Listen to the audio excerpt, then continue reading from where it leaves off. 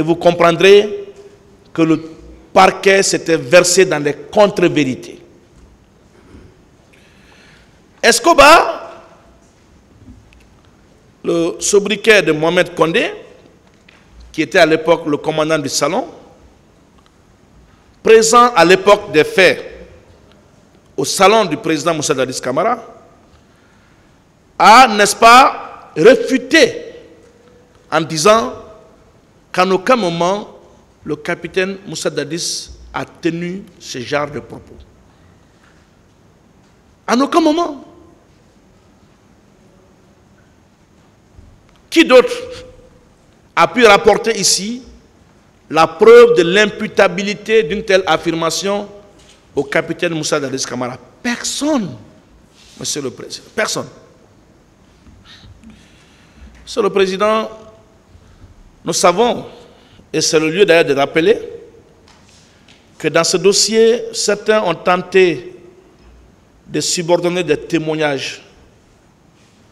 C'est Escobar n'a pas voulu tout dévoiler, mais nous savons qu'il a subi des pressions pour venir soutenir cette affirmation. Mais ces militaires dignes que vous avez vus ici en face et que nous avons suivis religieusement a déposé avec sincérité en disant que je vais dire ce que j'ai vécu, ce que j'ai vu, ce que j'ai entendu. J'aurai l'occasion de revenir suffisamment sur son témoignage quand je vais me permettre de critiquer les arguments du ministère public. Monsieur le Président, le Baobab national, au début de ce procès, avait annoncé en fanfare l'arrivée de Escobar pour dire que le jour où Escobar va comparaître, vous allez comprendre la terreur par laquelle le président Moussa Dadis a gouverné ce pays. Tout le monde attendait avec impatience la comparution de M. Mohamed Condé, alias Escobar. Mais c'est la montagne qui a accouché d'une souris. J'y reviendrai parce que c'est très important. Monsieur le Président, m'intéressant toujours à l'ordonnance de renvoi, il est dit ceci. Attendu que suite aux instructions données lors des différentes réunions par les dirigeants du CNDD pour empêcher ou réprimer par tous les moyens la manifestation, les agents déployés sur le terrain ont commis des violences sexuelles sur les manifestants. Monsieur le Président, on parle d'une réunion.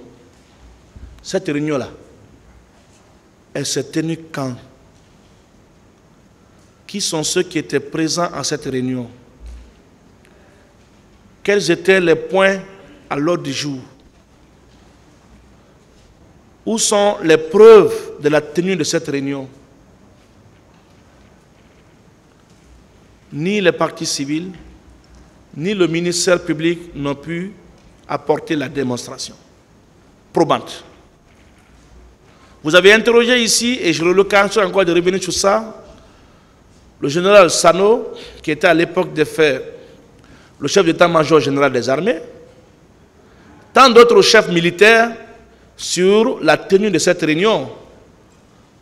Tous ont balayé d'un revers de la main la tenue effective de cette réunion. Et vous ne trouvez pas que dans cette ordonnance, il a été quand même insérieux de parler des dirigeants du CNDD, alors qu'ici, on ne voit pas tous les dirigeants du CNDD. Si c'était vraiment sérieux, cette affirmation, mais ce ne sont pas que les 11 accusés qui devraient être là, ou les 10 aujourd'hui présents, non. Si c'était vraiment sérieux, si c'était sérieux, tous les membres du CNDD, peut-être même tous les membres du gouvernement, tous les chefs militaires, du général Sekouba Konaté au chef d'état-major particulier devrait être ici, dans le box des accusés, si c'était vraiment sérieux. Si le parquet également était vraiment sérieux dans sa démarche, comme il a fait en prenant pour sésame les propos du commandant Aboubakar Toumba Diakité pour engager des poursuites contre Jean-Louis et tant d'autres, pour demander à ce qu'on puisse reprendre les informations contre le colonel Bienvenu. Mais il aurait fait en disant, bon, j'ai compris qu'il faut aller sur le terrain de la responsabilité de commandement, donc du général Sekouba Konaté jusqu'au chef d'état-major particulier, du président de la République jusqu'au ministre, je vous poursuis tous pour responsabilité de commandement. Pourquoi ils ne l'ont pas fait? Pourtant, ils ont été prompts à enfermer ces pauvres pères de famille parce qu'ils sont réputés proches du capitaine Moussa Dadis Camara. Vous avez discriminé cette procédure. Vous avez rasé dans un seul camp, comme l'a rappelé mon grand frère Sidiki. Et le tribunal ne doit pas succomber à votre démarche. Monsieur le Président,